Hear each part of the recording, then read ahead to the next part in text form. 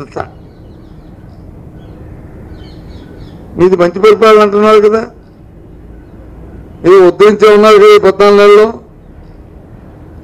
మరి ఉద్ధరించినప్పుడు మంచి పరిపాలన అన్నప్పుడు ఎందుకు ఈ వ్యవస్థల్ని చేతిలో గుప్పిట్లో పెట్టుకొని ఈ ప్రక్రియ ఇంత అపహాస్యం చేయాల్సిన అవసరం ఏమొచ్చింది? కారణం ఏంటో చెప్పాలి. అంటే మీలో అప్రతిష్ట ఉంది. ఈ 14 నెలల కాలం మీ పరిపాలనలో మీద మీకే నమ్మకం లేదు.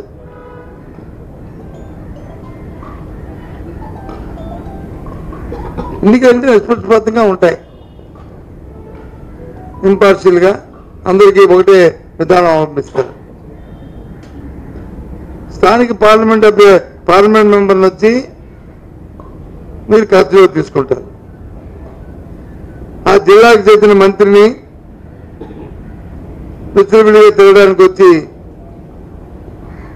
తిరిగి ఏజెంట్లు తీసుకొచ్చి వారిని దగ్గరుండి వారి మీద దౌర్జన్యం చేసి దాడి చేయిస్తుంది పోలీసు వ్యవస్థ.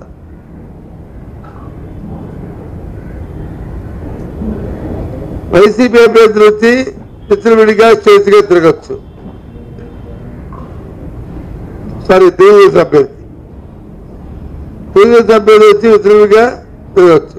వైసీపీ అభ్యర్థి వచ్చి కస్టడీలో తీసుకుంటారు.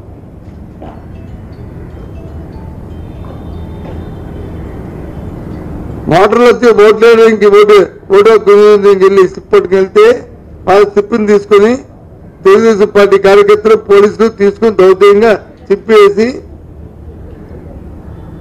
పక్క నియోజకవర్గాల నుంచి ఉన్న వ్యక్తి వచ్చి ఓట్లు వేస్తారు. మరి ఏదో ముక్కు తెలియని వాళ్ళు వచ్చి ఓటేశారంటే అనుకోవడానికి సాక్షాత్తు మార్కెటింగ్ చైర్మన్గా ఉన్న వ్యక్తులు, సొసైటీ అధ్యక్షులుగా ఉన్న వ్యక్తులు, పార్టీలో ఒక ఐడెంటిఫైడ్గా ఉన్న మరి లీడర్స్, వీళ్ళు పక్క వాళ్ళు వచ్చి అక్కడ దౌర్జన్యంగా ఓటేస్తారు. ఇవన్నీ అవే ఈ ఫోటోలు అని 1 కాదు 2 కాదు చూస్తే. మళ్ళీ ఇక్కడ కలెక్టర్ ఉంటారు, మళ్ళీ పక్కనే ఎస్పీ ఉంటారు, డిఐజీ ఉంటాడు, డిఎస్పీ ఉంటారు, సీఎం అందరూ ఉంటారు. దగ్గరుండి వాళ్ళతో ఓట్లు వేస్తారు. దేనికి?